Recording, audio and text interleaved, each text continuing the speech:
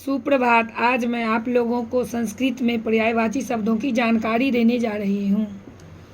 अनल, अनल जैसे कि अग्नि, अग्नि आग, आग को हम लोग अनला भी बोलते हैं, पावका भी बोलते हैं और अग्नि भी बोलते हैं संस्कृत में। ठीक है। आकाश, आकाशा को संस्कृत में अंबरः भी बोलते हैं, गगनम भी बोलते हैं, नवः भी बोलते हैं और अनंतः भी बोलते हैं। हवा, हवा को संस्कृत में हम लोग अनिलः भी बोलते हैं, वायु बोलते हैं और पवनः भी बोलते हैं। ठीक है।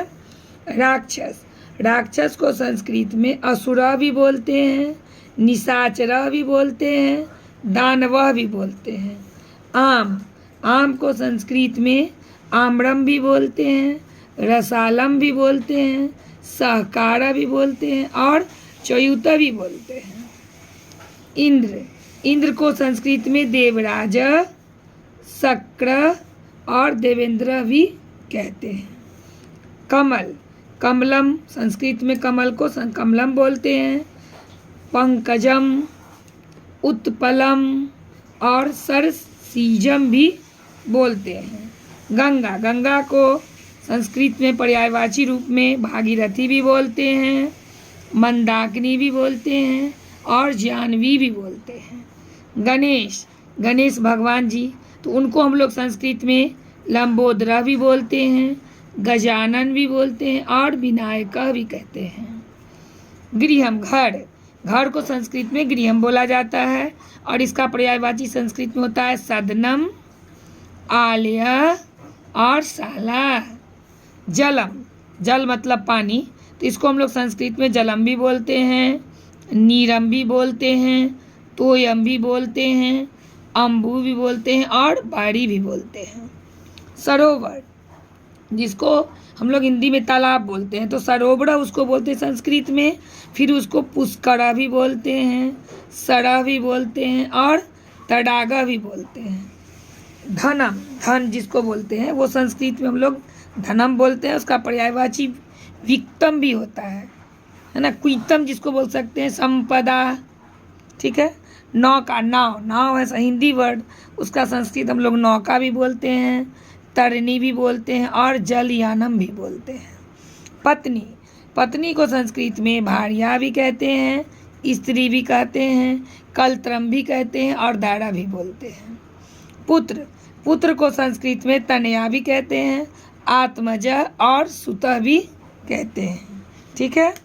फिर हम लोग यहाँ आते हैं पुत्री, पुत्री को संस्कृत में तनया भी बोलते हैं, आत्मजा भी बोलते हैं और सुता भी बोलते हैं। पुष्पम, जिसको फूल बोलते हैं हिंदी में, उसको हम लोग संस्कृत में पुष्पम भी बोलते हैं, सुमनम भी बोलते हैं और प्रसुन्नम भी बोलते हैं। पर्वत, पहाड़ जिसको बोलते हैं हिंदी में, उसको संस्कृत में हम लोग पर्वता भी बोलते हैं। शैला, भूधरा, गिरी और अचला भी कहते हैं।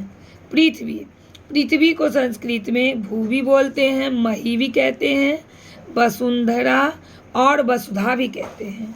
मेघा, मेघा संस्कृत में उसको हम लोग जलदा भी बोलते हैं, वारिदा भी बोलते हैं और नीरदा भी बोलते हैं।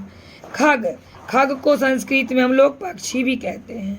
सांप, सांप को संस्कृत में सर्पा भी बोलते हैं, भुजगा भी बोलते हैं, अहि भी कहते हैं और विषधरा भी कहते हैं।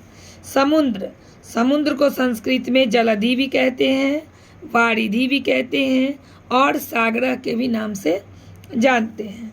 सरस्वती जो भगवती हैं, उनको संस्कृत में भारती भी बोलते हैं, शारदा भी कहते हैं और बीना पानी भी कहते हैं। हस्ती, हाथी, हाथी का संस्कृत हस्ती होता है और इसका पर्यायवाची होता है गज, द्वीप और कुंजर।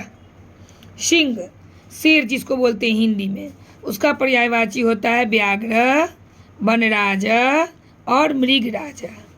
सूर्य, सूरज जिसको हम लोग हिंदी में बोलते हैं, उसको संस्कृत में सूर्य बोलते हैं और इसका हम लोग संस्कृत बोलते हैं दिनकर, रवि, भानु और प्रभाकर।